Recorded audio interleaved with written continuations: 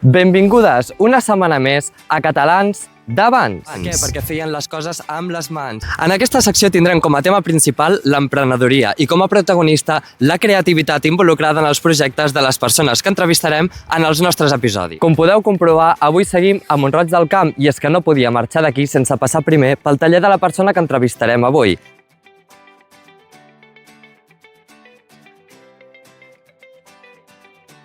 Ell és Joan Reverter, és titellaire i avui visitarem el seu taller on elabora manualment les titelles amb les que treballa. Hola Joan, tenia moltes ganes de vindre aquí, de conèixer-te avui, de veure el teu taller i conèixer el teu ofici. Doncs jo encantat de que vinguis, perquè m'agrada que la gent vegi que aquí també treballem, que no és tan sols estar a dalt de l'escenari, no? Exacte. Aquí ens hi passem moltes hores.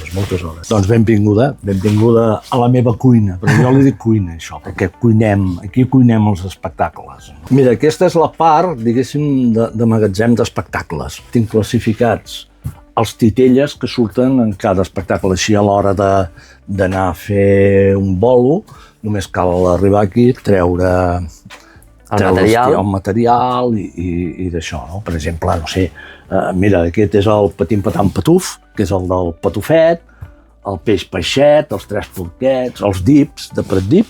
Ah, molt bé. Aquest de l'ermita de Mont-roig. O sigui, cada caixa que estem veient aquí és un espectacle completament diferent. Sí, i tot el material que hi ha dins està acabat del tot. Mira, per exemple, si obliguéssim aquesta, el germà gran dels tres porquets. Molt bé. Aquest és el que va saber fer la casa bé. Aquest és el de la casa de pedra. Veiem moltes caixes per aquí, molts espectacles ja fets. Sí. Quants anys portem aquí de trajectòria per acumular tot aquest material? Normalment faig un espectacle cada any.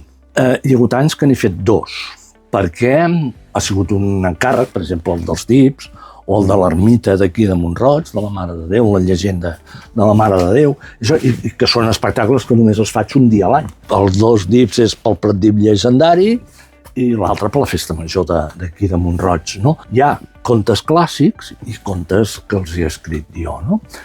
Doncs mira, ara tinc en total uns 19 espectacles. En quants anys estem parlant d'aquests 19 espectacles? 17 anys. 17 anys. Espectacles per adults i espectacles per públic familiar. Això encara no ho tenia sentit, espectacles de titelles per adults. Sí. Quan dius espectacle per adults, titelles per adults, però si els titelles és per la canalla, també n'hi ha per adults. De fet, quan van començar a l'edat mitja i tot això, era un espectacle d'adults. El titellaire, a través del titella, li feia dir les coses aquelles que eren lletges i que el rei no volia escoltar, no? Si al rei no li agradava el que deia el titellaire o d'això, el titellaire. No, ho ha dit el titella, no ho he dit jo, no? Molt bé. O sigui, aquest podríem dir que és l'origen de les titelles. Sí, més o menys. I avui n'elaborarem una. Què tenies pensat? Doncs mira, estic treballant amb uns titelles que també així especials per una data concreta, per l'estiu que ve a Monistrol de Montserrat.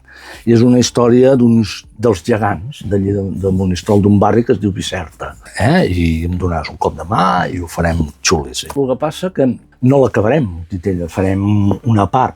Al ser paper matxer, necessita un procés de secat. Per construir un titella trigo un mes. Doncs, com et dic, jo no conec massa aquest món, però tinc moltes ganes de deixar-me portar, així que si et sembla bé, passem i comencem. Passem. Som-hi. Vinga. Aquest és el raconet on t'he dit que cuino, no? Jo faig servir aquest tipus de paper. Paper d'embalar i aquest que és de bobina de cel·lulosa. Perquè si mires, veus la fibra? Sí. La fibra és el que ajuda unirà una peça amb l'altra. Quan estic a dalt veient la televisió, me pujo un paper i una capseta i vas fent. Anant estripant trossos i me'n faig això. Doncs jo ja crec que en tenim. Sí? Sí. Agafes tranquil·lament, fiques una mica de cola. Tu diràs, Sí, tira, sense por. Vale. Amb el pinzell ho escampes per la zona aquesta. Val. Agafes un dels papers, el que sigui. I que quedi ben estirat, suposo. Sí. Molt bé. Va, un altre. Avui que tinc mà d'obra gratis. Oh, i tant. Ara, quan tinguéssim del paper d'embalar, llavors faríem tota una capa amb el paper De cel·lulosa. Si això ja està així impregnat, només li fem així, si vols, I ja queda agafat. hi ha un dia que s'assequi, i un cop sec i tot això, amb això, traient la miqueta d'arruguetes. Alguna punta del paper que s'ha escapat. Després ve un treball de remarcar tot el que és els ulls, els forats del nas, enganxar-li orelles, i després vindria la part del pèl. Hi ha titelles que, com aquest, que el pèl és paper arrugat, o altres que ho faig amb llana. I llavors vaig incrustant Pèl per pèl pèl. per pèl i li fem la permanència també. Molt bé. Doncs això, el dia de demà serà un dels gegants aquests de Monistrol de Montserrat. L'estrenarem, aquest espectacle, el mes de juliol. No ho explicaré, us diré, mireu el vídeo, que parlo de vosaltres. Pel tema mans del d'això, amb la serra de marqueteria o amb un soldador calent, li dono la forma, i ara amb paciència seria el mateix, agafar i forrar-ho tot de paper. Aquesta feina, Joan, és molt meticulosa. Sí. Què t'hi va portar a començar en aquest mundillo? Home, jo volia ser artista. Jo m'agrada el món del teatre.